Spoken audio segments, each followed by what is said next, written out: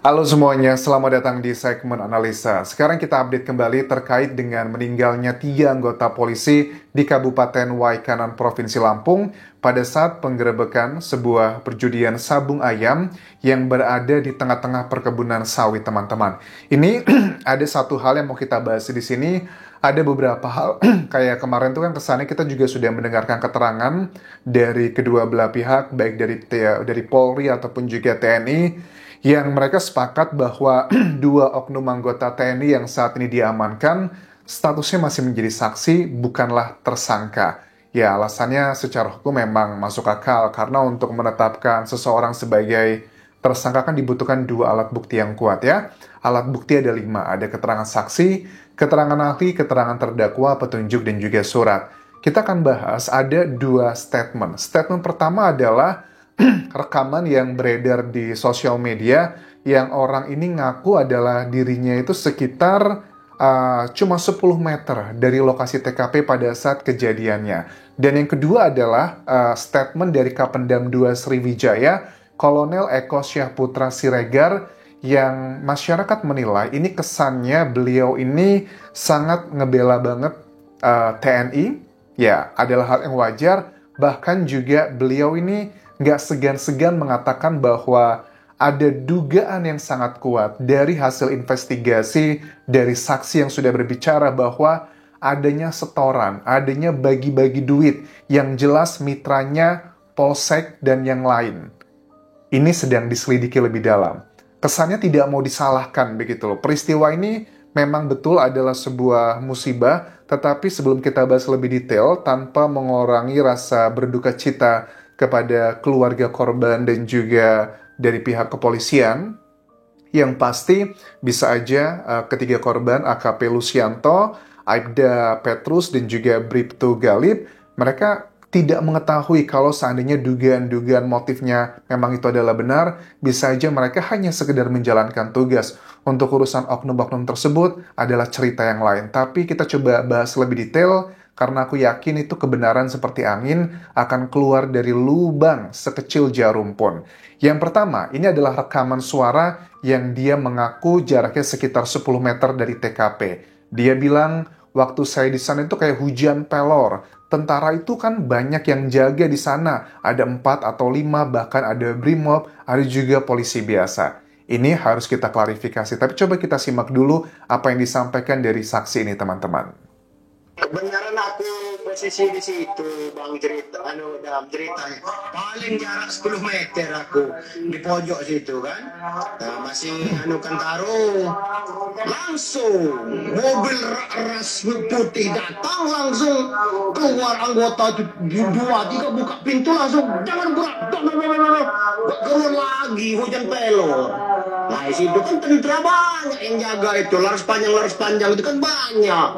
Ada 4 atau 5 SPM-nya ya ada, SPM-nya 2, Brimob ada, polisi biasanya ada di situ kan, rame benar itu. Gak lagi ngomong-ngomong langsung keluar mobil ras 2, buka pintu langsung jangan gerak, gak keluar lagi.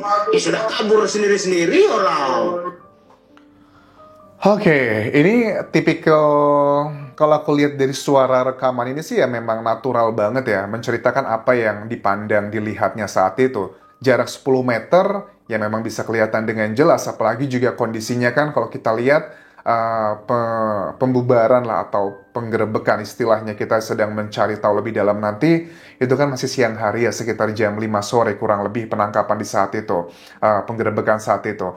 Terus yang aku garis bawahi di sini katanya tentaranya itu kan ada banyak, ada 4 atau 5. Ini kan kasaran ya. Terus juga ada brimob, ada polisi. Mungkinkah itu bercampur gitu loh. Maksudnya ternyata yang melakukan pembubaran itu saat itu bukan 17 anggota polisi, tapi adalah 16 anggota polisi. Tapi kan logikanya gini ya, banyak di video kemarin yang kita bahas ya sebelumnya, teman-teman. Gak mungkin anjas, masa ya meninggal dunia 3 orang dari polisi, sementara mereka tuh datangnya ada berapa? Ada 16 atau 17 lah begitu. Tapi kok pihak lawan tidak ada yang terluka sama sekali begitu? Mungkinkah tidak ada yang terluka? Ataukah mereka terluka tapi mereka kabur melarikan diri? Makanya gak heran banyak masyarakat yang menilai sepertinya ini pelakunya masih bisa bertambah lagi sih ya. Terus komentar dari Kolonel Eko Syaputra Siregar pada saat ditanya sama wartawan. Wartawan tanya, Pak, ini ada isu di luaran sana yang disampaikan, banyaklah kalian sudah melihat di sosial media. Isunya bahwa ini ada kayak kerjasama gitu loh. Ini bermasalahan adalah katanya terkait dengan setoran-setoran. Awalnya yang katanya cuma per hari itu setoran 1 juta sekian, tapi ada oknum-oknum dugaannya dari Polsek yang meminta dilipat gandakan menjadi 3 juta, bahkan 10 juta atau angka-angka tertentu. Yang aku heran, statement dari Kapendam 2 Sriwijaya ini kelihatan kesel, sebenarnya kelihatan capek ditanya itu mulu dan kesannya disalahkan, lantas menyampaikan sesuatu hal yang menurut aku ngeri-ngeri sedap. Katanya logika aja dipakai, katanya seperti itu. Memang ada ikatan komitmen itu, setoran gitu. Seperti mungkin saya sampaikan sebelumnya, ini Sabung Ayam ada duit. Memang ada ikatan komitmen tersebut dan memang Sabung Ayam ini ada duit. Ya dibagi siapa? Ya keterangan saksi itu gitu. Ada duit dibagi. Tapi pun ini masih proses lebih lanjut. Oknum-oknumnya apa aja gitu.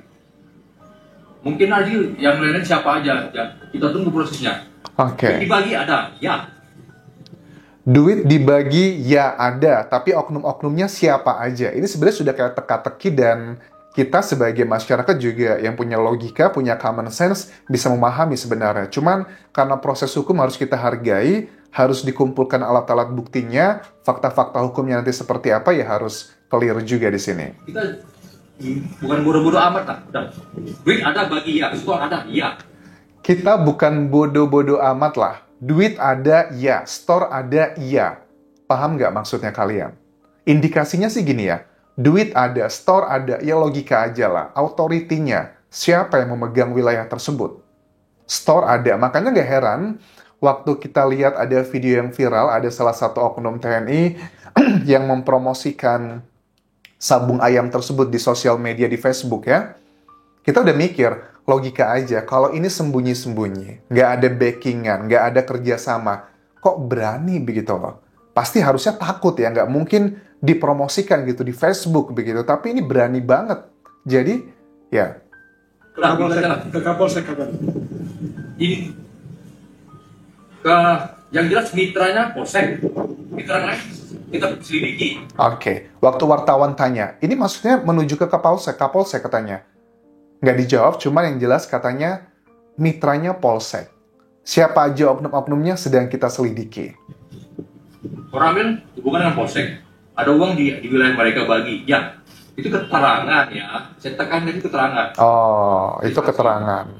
Jadi antara Koramil dan Polsek kerjasama, memang ada uang itu bagi-bagi, terus diralat lagi semuanya, itu adalah keterangan dari saksi. Harus ada pembuktian. Kan kalian tahu, alat bukti kan tidak cuma keterangan saksi, harus ditunjang dengan alat bukti lainnya. Apa itu dua orang itu? Yang diduga oknum anggota kita itu loh.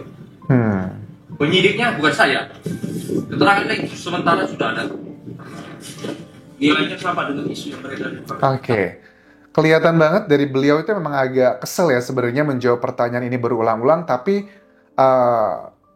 suka tidak suka aku juga melihat aroma bahwa mohon maaf nih ya, aku lihat dari beberapa kolega yang berada di Indonesia ya, yang anggota polisi pun juga mereka menuntut keadilan buat rekan-rekannya. Pokoknya keadilan harus ditegakkan untuk ketiga korban. Sementara di sisi lain juga ada yang mengatakan ini semua bukanlah penegakan hukum, tapi adalah karena apes. Tapi aku sih yakin ya, dengan segala hormat, belum tentu loh ketiga korban ini mengetahui adanya dugaan oknum-oknum yang terlibat di sini. Mereka adalah polisi yang lurus-lurus aja, yang memang hanya mau menegakkan hukum. Terlepas di balik ini semua ada cerita, ada kesepakatan A, B, C, dan D, itu kan harus dibuktikan ya teman-teman.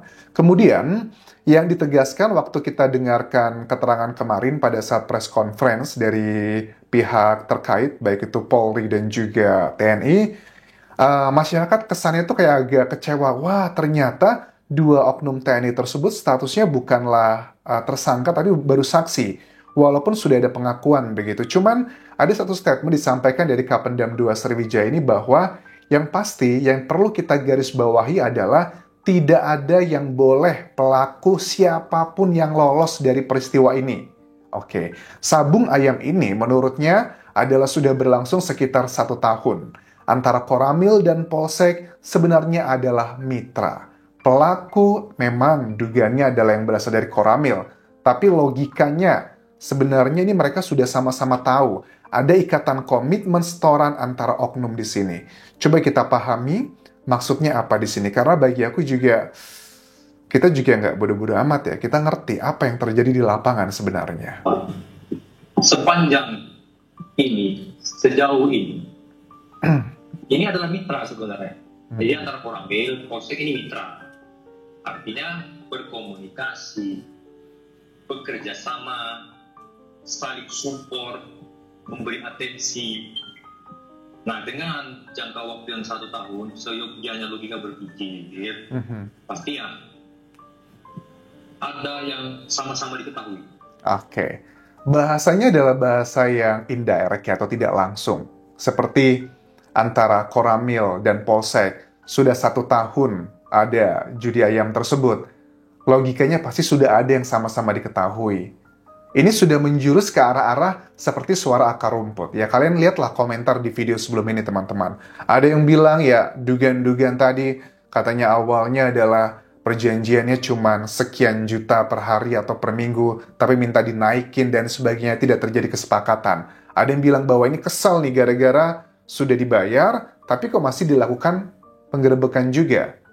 Ini adalah bagian yang harus dicari alat buktinya. Dan aku yakin sekali dengan mobil-mobil yang sekarang berada di lokasi TKP, itu kan boleh dibilang adalah mereka ekonominya cukup baik ya. Dan aku yakin ya mobil-mobil tersebut, walaupun platnya tuh ada yang BG, ada yang dari Bengkulu, ada yang dari Palembang, bahkan ada yang dari Jakarta, tapi belum tentu mereka beneran berasal dari wilayah tersebut. Bisa aja mereka adalah warga sekitar, tapi mobilnya belinya dari banyak daerah. Karena Waikanan ini termasuk daerah yang cukup tinggi kriminalnya, bahkan juga ada banyak kendaraan-kendaraan pencurian yang dialihkan ke sana. Dugaannya seperti itu, teman-teman. Lanjut lagi. Oke, baik.